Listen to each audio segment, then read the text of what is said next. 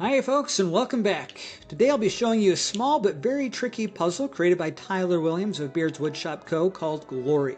There were some other patriotic iterations released, so the American flag isn't the only option out there, but there's also a Canadian version called True North. This is the third BeardsWoodshop puzzle I've solved, and even though it's the smallest and has the fewest moves, it probably took me almost as long to figure out as the other two puzzles I've solved. I knew going in there was a trick needed to solve it, which really could mean anything. A trick move is an unconventional move that might require some lateral thinking or movements to it. For example, it could be spinning the puzzle around or tapping or hitting it to release a mechanism. Included with this puzzle, we have this wood cutout explaining the rules of it, which says do not pry at the panels, like this panel here or on the back, no forcing, and keep in a humidity controlled environment, which is always best for any wooden puzzle box one has. But let's just jump right in and solve this thing. Solve begins in 3, 2, 1.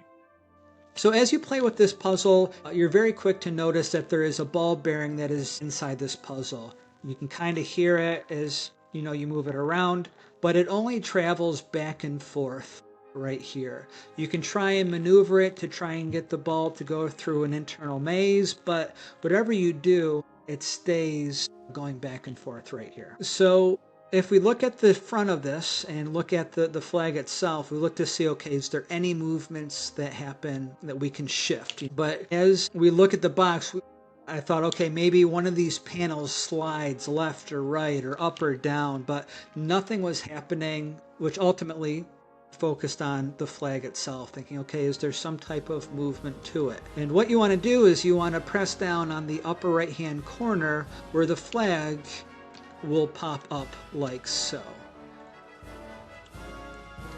There's a hollowed recess right here that allows us to press down and for the right corner to dip into and allow us to remove this piece. And we can see the three magnets that held the lid in place. So we have a eagle to carry on with the patriotic theme, and we can kind of see underneath there is a piece of wood that we can use our finger to move down just a little bit. It's hard to see on camera with my finger in the way, but this piece here does slide down a little bit. You can see the opening just a hair, but we need to move this piece down.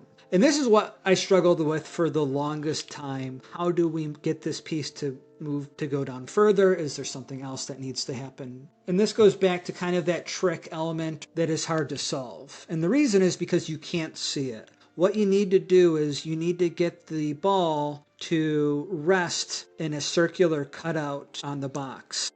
You don't know that it's there in the first place. You don't know what side that it's on, but the puzzle needs to be in this direction, or needs to be facing in this direction for the ball to roll into that opening that's in the middle of the compartment. I'll show it to you once I get it in place and remove the panel.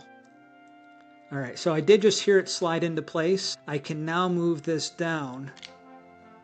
And when I do that, there is a little pin that is inside. So we want to go ahead and remove that pin without this door sliding back down. It's not the easiest thing to remove with how long the pin is, so you might need to just play with it for a little bit. But lo and behold, there we receive the pin. And what we now need to do is use this pin to push through the box to the other side, and that allows us to remove the bottom panel. And here we have our prize, which is the Beards Woodshop logo cut out. So I do want to show you this internal mechanism that stumped me for a very long time. But you can see this is where the ball goes back and forth, and you can see the hole in the middle where we need to get the ball to land. Ultimately lower this compartment down, release the pin that was here, and come up to the other side. So there is a lot going on with this little box. I know I solved it in just a minute or two, but this took me well over an hour to solve, in full transparency, just because of how hard it was to figure out what to do with that ball bearing, what position the box had to be.